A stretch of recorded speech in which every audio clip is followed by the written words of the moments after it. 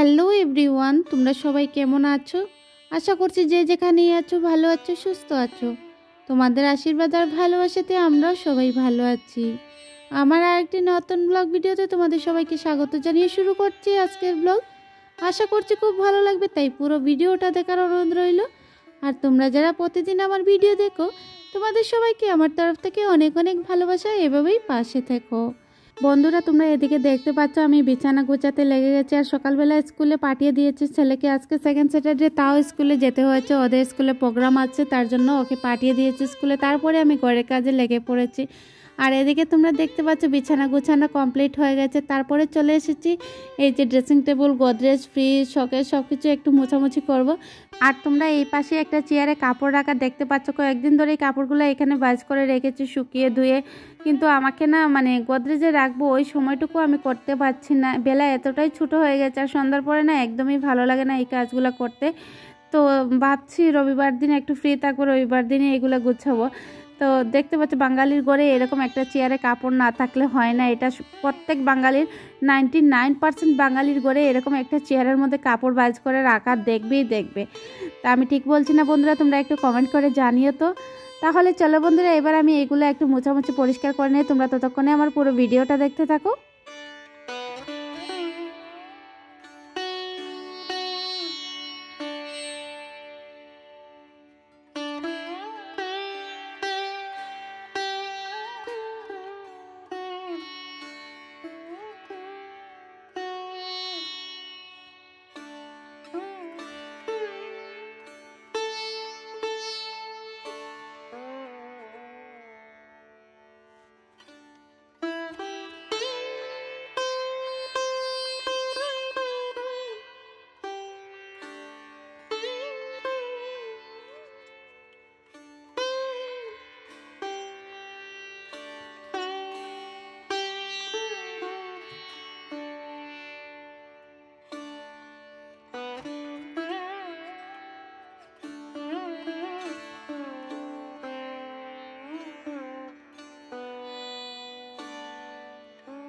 ওই দিকটা গুছিয়ে এবার চলে এসেছে এই যে শোকেসটা একটু গুছাবো। অনেক দিন হয়েছে শোকেসের ভিতরটা পরিষ্কার করি নাই।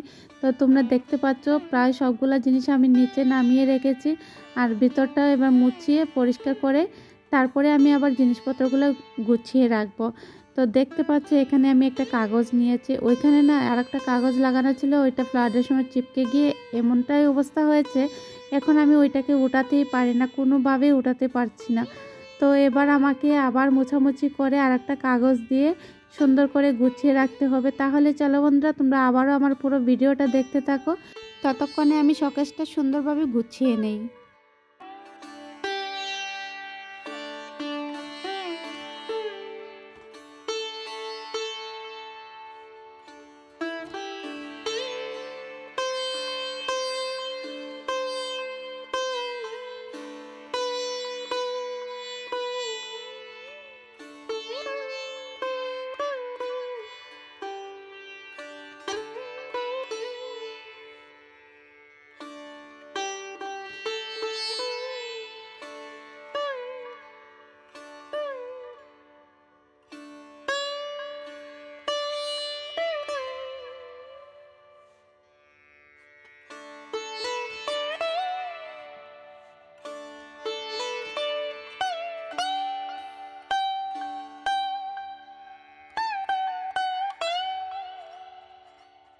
বন্ধুরা, তোমরা দেখতে পাচ্ছ আজকে অনেক টাইম লাগিয়ে কিন্তু শোকেসটা পরিষ্কার করেছি, আর দেখতে না বেশ ভালো লাগছিল। কয়েকদিন পরে তো আবারও এলোমেলো হয়ে যাবে।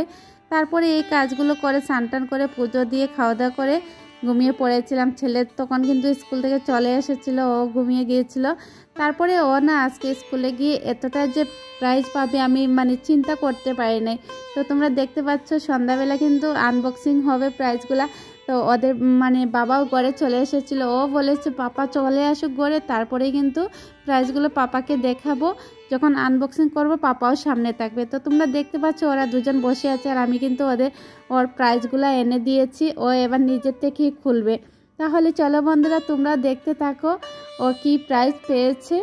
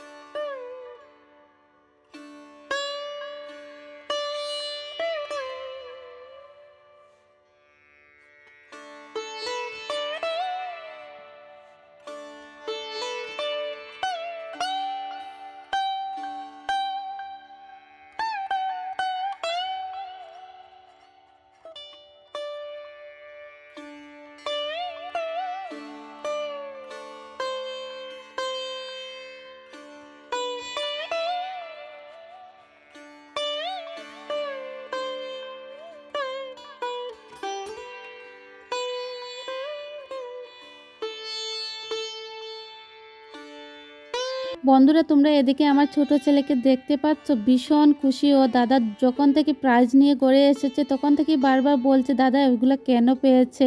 তো ওকে আমি কিন্তু বারবার করে বলছি যে দাদা ভালো করে পড়াশোনা করেছে বলে ওগুলো পেয়েছে। তখন আমাকে কি বলে জানো তো বন্ধুরা, আমাকে বলছে আমিও যদি স্কুলে গিয়ে ভালো করে পড়াশোনা করি আমাকেও কি প্রাইজ দেবে। আমি বলেছি নিশ্চয়ই দেবে না কেন, যারা ভালো করে পড়াশোনা করে তাদের জন্যই তো প্রাইজ। প্রাইজ পাওয়া কিন্তু অনেক বড় ব্যাপার। তো একটা কলম হোক কিংবা একটা খাতা হোক, প্রাইজ তো প্রাইজই। তো ও প্রাইজগুলো যে পেয়েছে ও কিন্তু ভীষণ খুশি। আর তোমরা আমার কথা শুনে বুঝতে পারছো আমারও খুব ভালো লাগছে। এরকম কার না ভালো লাগে বলো তো বন্ধুরা। তাছাড়া হচ্ছে আজকের দিনে আরেকটা বড় পাওয়া হয়ে গেছে, সেটা হচ্ছে আমার ছোট ছেলে বারবার করে আমাকে জিজ্ঞেস করছিল যে আমি যদি ভালো করে পড়াশোনা করি এই প্রাইজগুলো কি আমিও পাবো। তখন ওকে যখন আমি বলেছি হ্যাঁ বাবা পড়াশোনা ভালো করে করলে এই প্রাইজগুলো তুমিও পাবে। তো সব থেকে বেশি ভালো লাগছে কি আজকে ওর কিন্তু মনে অনেক উৎসাহ জেগেছে দাদার প্রাইজ দেখে। তো তোমরা বুঝতে পারছো একজনের প্রাইজ দেখে আরেকজনের মনে কতটুকু উৎসাহ জেগেছে। প্রাইজ জিনিসটা এমন একটা জিনিস যে তোমরা এখন বুঝতে পারছো 3 বছরের বাচ্চার মনেও কিন্তু অনেক উৎসাহ জাগিয়ে দিয়েছে যে আমিও যদি ভালো করে পড়াশোনা করি আমিও দাদার মতো প্রাইজ পাবো। আজকে যে আমি এই ভিডিওটা তোমাদের সাথে শেয়ার করবো সেটা কিন্তু আমি স্বপ্নেও ভাবি নাই, ভুলেও ভাবি নাই। কারণটা হচ্ছে অনেকে অনেক কিছু ভাবে যে ছেলে প্রাইজ পেয়েছে বলে মা ভিডিও করে ব্লগ দিচ্ছে, সেরকম কোনো কিছু না। কিছুটা হচ্ছে স্মৃতি হয়ে থাকবে ইউটিউব চ্যানেলের মাধ্যমে।